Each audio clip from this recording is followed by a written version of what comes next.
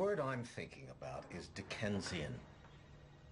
We want to depict the Dickensian lives of city children and then show clearly and concisely where the school system has failed them. Not to defend the school system, but a lot of things have failed those kids. They're marginalized long before they walk into class. You want to look at who these kids really are, you got to look at the parenting or lack of it in the city. The drug culture, the economics of these neighborhoods. And yet the schools are something that we can't address. Yeah, sure, we beat up on city schools.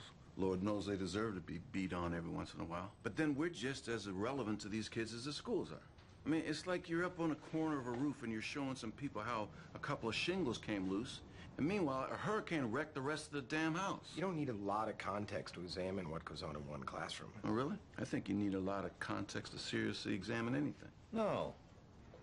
I think Scott is on the right track. We need to limit the scope, not get bogged down in details. To do what? To address the problem or to win a prize? I mean, what are we doing here? Look, Gus, I know the problems. My wife volunteers in a city school.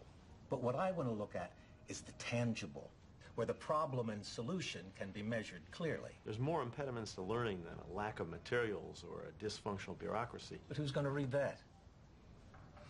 What is this series about in a sentence? What's the budget line? Johnny can't write because Johnny doesn't have a fucking pencil. Augustus, I'm not as simple-minded as you might think. Now, what do you want, an educational project or a litany of excuses? I don't want some amorphous series detailing society's ills. If you leave everything in, soon you've got nothing. I think the schools are ripe for exploration, and I think Scott might be the man to lead the charge.